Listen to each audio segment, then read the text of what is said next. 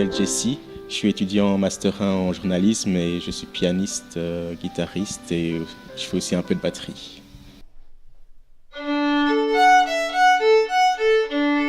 Eh bien, mon prénom c'est Mireille, j'ai 51 ans et je suis musicienne depuis toute petite. J'ai commencé à 6 ans.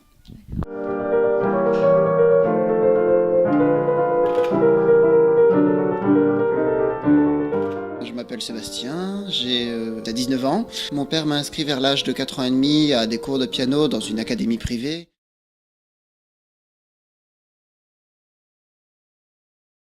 Alors j'ai commencé par le piano à l'âge de 8 ans.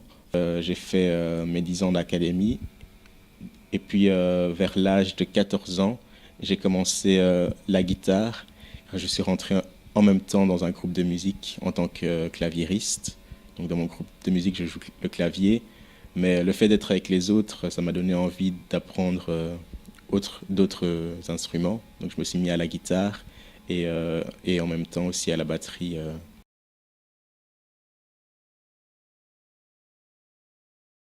J'habitais près de l'académie de musique et chaque mercredi quand je passais devant cette maison, j'entendais une voix de rossignol, comme je disais toujours, qui était en fait le professeur de solfège. Et donc ça m'intéressait, quoi. J'étais vraiment interpellée et j'ai dit à ma maman, c'est ce que je veux faire.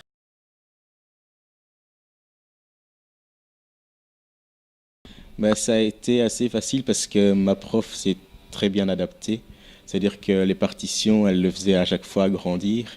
Et on a adopté une manière de travailler aussi particulière où je faisais plus avec la mémoire.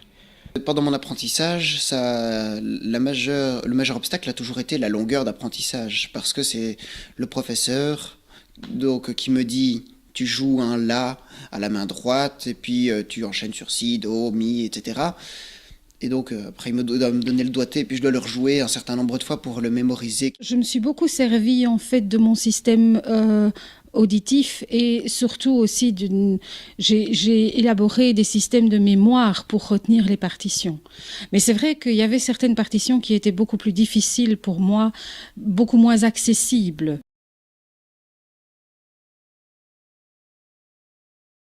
Je pense que la plupart, oui, à condition de tomber sur les bonnes personnes qui permettent de l'apprendre.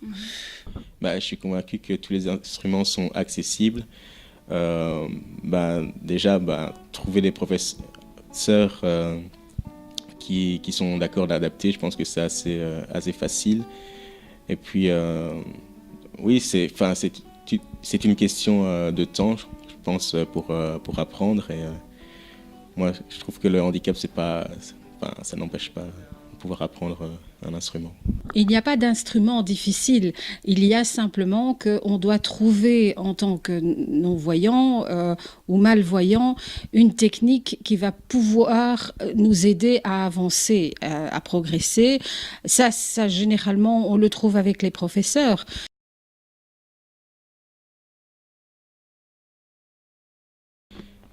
Déjà, le contact avec les gens, rien que partager des moments musicaux, parce que ça m'arrive aussi de prendre avec moi ma guitare en camp, parce que je suis animateur. Et rien que passer un moment tous ensemble, où on est tous en cercle, on chante plein de chansons. Je suis fan de chansons françaises, alors tout de suite ça marche bien avec les autres animateurs, où on se fait des soirées, où justement on crée des liens autour de la musique. Je crois que ce qui est gratifiant, c'est quand les gens viennent vous dire « Oh, c'était tellement beau ce que vous avez joué » et puis qu'après, ils se rendent compte que vous êtes déficient visuel. Et alors là, ils sont encore plus surpris. Disons, ce contact qui permet de progresser parce que on peut échanger. Sans échange, on est toujours dans les mêmes pensées, les mêmes manières de faire, tandis que quand on est avec quelqu'un d'autre, on entend sa manière d'appréhender la musique, ce que lui a comme conseil parfois à donner. Parce que je suis aussi de nature timide, donc parfois je me cache un peu derrière mon piano, puis les gens disent « Ah, tu sais jouer du piano », et puis ça permet d'entrer dans un groupe de personnes par un talent que j'ai.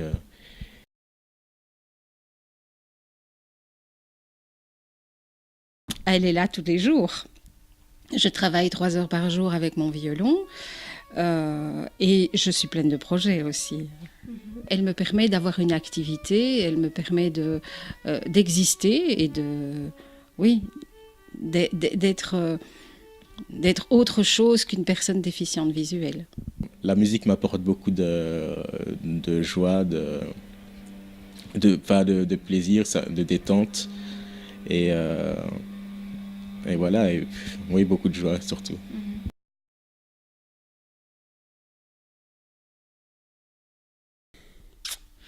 Disons que je compte continuer à progresser. Je pensais aussi effectivement aller au conservatoire parce que c'est quelque chose qui forme à la fois l'oreille, la manière de raisonner par rapport à la musique, parce qu'on apprend l'histoire de la musique et donc on sait plus ou moins les genres, les époques, et donc on sait mieux interpréter. On apprend évidemment la technique, les positions qui permettent d'avoir un jeu plus détendu parfois, où on est plus à l'aise. Mes prochains projets musicaux, essayer de me concentrer sur la composition, essayer d'avoir plus de titres. Pour l'instant, j'en ai quelques-unes en anglais et 2 en français. Mais sinon, je suis ouvert aux propositions, donc je me ferme pas de porte à ce niveau-là. J'ai fait de la musique pour des courts-métrages, j'ai fait pour des représentations de théâtre. Et voilà, je fais un peu de tout en fait, donc je ne me ferme pas de porte. Mon rêve est d'intégrer un orchestre, mais ça, il va falloir essayer de faire changer les mentalités, comme je vous ai dit. Et c'est pour ça que, en fait, j'ai comme projet d'aller vers un orchestre qui est en fait l'orchestre St. Martin of the Field, qui est un grand orchestre londonien, avec le directeur musical qui est Joshua Bell. Et mon but est de les rencontrer l'année prochaine au Colorado, à Vail, où je vais aller vers eux et leur demander comment eux, en tant qu'orchestre, et lui, en tant que chef d'orchestre, comment il perçoit l'arrivée d'une personne déficiente dans un orchestre. Si j'arrive à trouver le moyen et les clés pour être intégrée dans un orchestre philharmonique, mon rêve serait de jouer en fait pendant le concours Reine Elisabeth, de pouvoir faire partie de l'orchestre.